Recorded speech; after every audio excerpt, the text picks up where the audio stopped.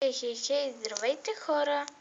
В днешното клипче реших да ви покажа моите нови кукли, които не знам точно от къде са, защото ми ги подариха и не знам точно от къде са, от Club Wings, но не вярвам. Но те са май измислени герои, но не са от Monster High. Разглобяват си частите и така, нека да ви ги покажа. Така, първо към аксесуарите. Това чедърче не знам защо е, но прилича много на Дракулор. Чедърчето, ако сте го виждали, ето с едно черепче и тук едно сърце. Малко прилича на Дракулора, ето едно прилипче. Ето всъщност, но за съжаление не се отваря. Ето едни очила, но са много странни, не знам. Това са бутушки, в смисъл, ето тук има едно черепче, но не знам дали се вижда.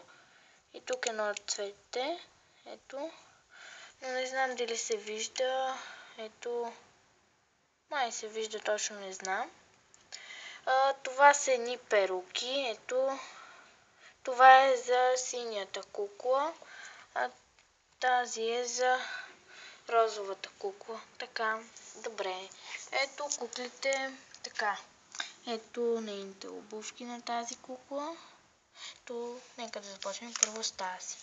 Тази кукла е много хубава. Ето, вижте, има страхотни кадрици. Ето, така. Ето рокличката й, обувките й и така. И чантичката й. После, даже сега ще ви я покажа. Само изчакайте малко. Ами ето нейната чантичка. Тук има една дъга и тук някакви звезди, ако се вижда. Така, ето и на тази чантичката. Така, ето. Така.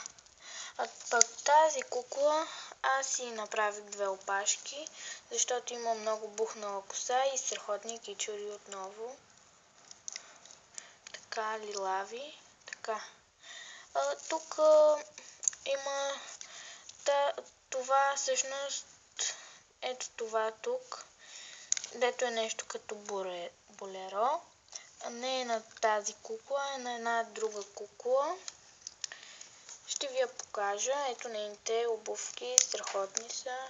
Ето, всъщност това са куклите. И така, сега ще ви покажа какви са, когато им сложа перуките. Ами ето тя как изглежда. Така, ето тя как изглежда. Не се получава перфектно, но има нещо. Има някаква логика. Добре, нека да ви покажа като са разглобени. Добре, започваме. Ами ето, всъщност, ето, но за съжаление много трудно се слага ръката ето тук и затова не ги изкарах, защото много трудно се слагат. И затова не ги изкарах, защото после нямаше да ги сложа лесно. Ето главата й, ето бучетата й, опа, ето краката й, колената тук така се свиват, ето, но не го правете с Monster High кукла и най-важното да е обикновена Monster High кукла, в смисъл да е например като Клео и да се опитате да махнете бутчетата й, защото ще стане някакъв инцидент. Не ви го препоръчвам. И така, но има едни Monster High кукли, също и те се разглобват. Но аз не успях да си купя такава кукла, но нищо и тази става. Ето всъщност така. Това е. И така, добре, гледайте и другите ми клипове, харесвайте, коментирайте, не забравяйте да се абонирате. Чао, гледайте ме и другия път.